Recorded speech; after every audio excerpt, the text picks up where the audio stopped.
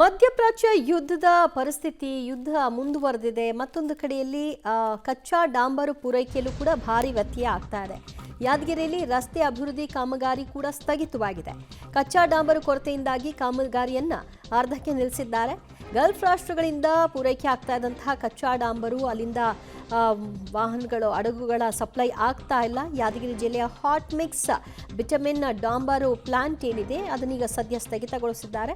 ಯಾದಗಿರಿ ಜಿಲ್ಲೆಯಲ್ಲಿಯೇ ಒಟ್ಟು 15ಕ್ಕೂ ಹೆಚ್ಚು ಪ್ಲಾಂಟ್ಗಳಿವೆ. ಡಾಂಬರ್ mix plant ಬಂದ ಹಿನ್ನೆಲೆಯಲ್ಲಿ ಕಾಮಗಾರಿಯನ್ನು ಕೂಡ ಸ್ಥಗಿತ ಮಾಡಿಕೊಂಡಿದ್ದಾರೆ. ಪ್ಲಾಂಟ್ ಮಾಲೀಕರಿಗೆ ಹಾಗೂ ಗುತ್ತಿಗೆದಾರರಿಗೆ ಇದೊಂದು ರೀತಿ ಸಂಕಷ್ಟ. ಗುತ್ತಿಗೆದಾರರು ನಿರ್ದಿಷ್ಟ ಸಮಯದ ಒಳಗಾಗಿ ಆ ಕಾಮಗಾರಿಯನ್ನು ಪೂರ್ಣ ಮಾಡಬೇಕು, ಅದು ಆಗ್ತಾ ಇಲ್ಲ, ಅರ್ಧಕ್ಕೆ ನಿಂತು ಹೋಗಿದೆ. ಮುಂದುವರೆದಂತೆ ಪ್ಲಾಂಟ್ಗಳಿಗೆ ಕಚ್ಚಾ ಡಾಂಬರುಗಳ ಪೂರೈಕೆ ಆಗಬೇಕು, ಅದು ಕೂಡ ಬರ್ತಾ ಇಲ್ಲ. ಹೀಗಾಗಿ ಆ ಪ್ಲಾಂಟ್ಗಳನ್ನು ಕೂಡ ಕ್ಲೋಸ್ ಮಾಡಿಕೊಳ್ಳಲಾಗಿದೆ.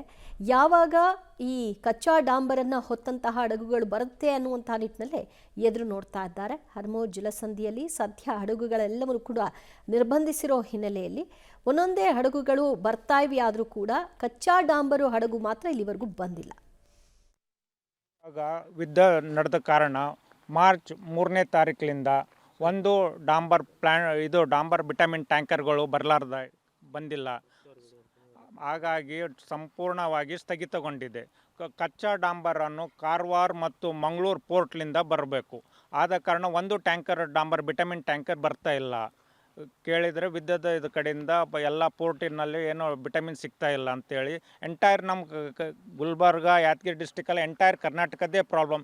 ಎಲ್ಲ ಕಡೆಗೆ ವಿಟಮಿನ್ ಸಿಗ್ತಾ ಇರಲ್ಲ ಕಾರಣವಾಗಿ ರೋಡ್ ಕಾಮಗಾರಿಗಳನ್ನು ಸಂಪೂರ್ಣವಾಗಿ ಸ್ಥಗಿತಗೊಂಡಿದೆ. ಗುತ್ತೇದಾರ ಆತಂಕದಲ್ಲಿದ್ದಾರೆ. ಲೇಬರ್ಗಳಿಗೆ ಕೆಲಸ ಇಲ್ಲ, ಮಾಡೋ ಕಾರ್ಮಿಕರಿಗೆ ಕೆಲಸ ಇಲ್ಲ, ಸಂಪೂರ್ಣವಾಗಿ ಸ್ಥಗಿತಗೊಂಡಿದೆ. ಈ ಯುದ್ಧ ನಿಲ್ಲುವವರೆಗೆ ಇದೇ ರೀತಿ ವಾತಾವರಣ ಇರುತ್ತದೆ. ಕೂಲಿ ಕಾರ್ಮಿಕರಿಗೆ ಯಾವ ಕಾಮಗಾರಿಗಳಿಗೆ ಕೆಲಸ ಇಲ್ಲ. ಟಿಪ್ಪರ್ಗಳು ಕೂಡ ಬಂದಿದೆ, ಟಿಪ್ಪರ್ಗಳಿಗೂ ಕೆಲಸ ಇಲ್ಲ, ಏನೂ ಇಲ್ಲ, ಒಟ್ಟು ವರ್ಕೆ ಎಂಬುದು ಮಾತೇ ಇಲ್ಲ. ಇದರಿಂದ ಸಂಪೂರ್ಣ ಒಂದು 40 to 50% ನಾವು ಕುಂತಲ್ಲೇ ಸ್ಯಾಲ್ರಿ ಕೊಡಬೇಕು. ಮತ್ತು ಟಿಪ್ಪರ್ಗಳಿಗೆ ಮಾರ್ಚ್ ಬರ್ತಾ ಇನ್ಸ್ಟಾಲ್ಮೆಂಟ್ಗಳು ಕಟ್ಟಬೇಕು. ಈ ಕಾರಣಕ್ಕಿಂತ ಒಂದು 50% ಅಷ್ಟು ನಷ್ಟವಾಗ್ತಿದೆ ಗುತ್ತೇದಾರಗಳಿಗೆ. ಈಗ ನಮ್ಮ ಈ ಕೆಲಸಗಳೆಲ್ಲ ಬಂದಿದ್ರೆ ನಮ್ಗೆ ಗೌಡ್ರೆಲ್ಲ ಪೇಮೆಂಟ್ ಎಲ್ಲ ಮಾಡೋಕ್ಕೆ ಕಷ್ಟ ಆಗ್ತದೆ. ಅವ್ರು ಕೇಳ್ಬೇಕಂದ್ರೆ ನಮಗೂ ಕಷ್ಟ. ಕೆಲಸಗಳೆಲ್ಲ ಇದ್ದರೆ ನಾವು ಕೆಲಸ ಮಾಡ್ಬೋದು, ಅವ್ರಿಗೂ ಕೇಳೋಷ್ಟು ಶಕ್ತಿ ನಮ್ಮ ಹತ್ರ ಇರ್ತದೆ.